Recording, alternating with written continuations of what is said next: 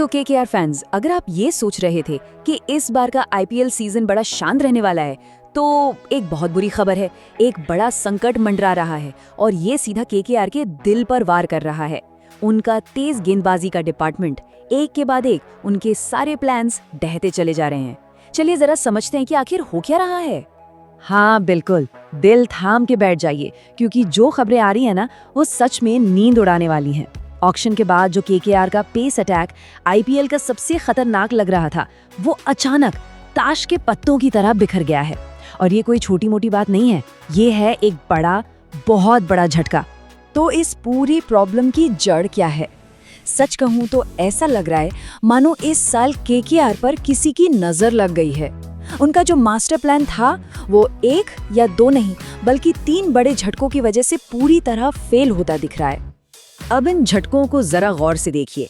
झटका नंबर 1, मुस्तफिजुर रहमान वो ऑफिशियली बाहर हो चुके हैं। द फिज जो अपने कटर्स और स्लोअर बॉल से डेथ ओवर्स में तबाही मचाने वाले थे, अब इस टूर्नामेंट का हिस्सा नहीं होंगे। झटका नंबर 2, मथीशा पथिराना, बेबी मलिंगा जिनकी जानलेवा यॉर्कर्स के इर्द गिर्द पूरी स्ट्रैटेजी बनी थी, वो 100% फिट नहीं है। और झटका नंबर 3, टीम के भरोसेमंद इंडियन बॉलर हर्षित राणा, वो भी अभी तक पूरी तरह से रिकवर नहीं हो पाए हैं।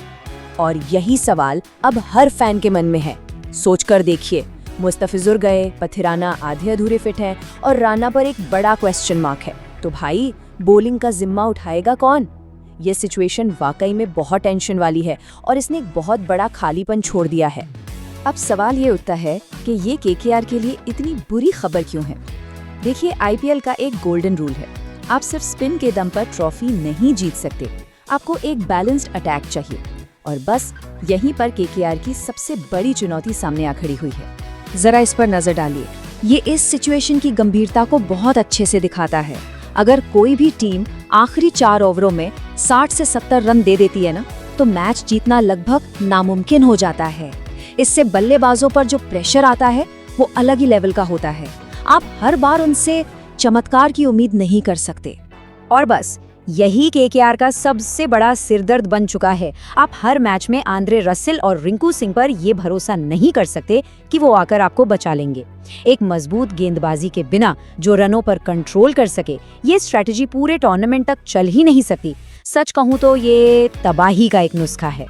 लेकिन खैर, आईपीएल में जब तक आखिरी गेंद न फेंकी जाए तब तक खेल खत्म नहीं होता। तो चलिए अब प्रॉब्लम से हटकर सोल्यूशन की तरफ बढ़ते हैं।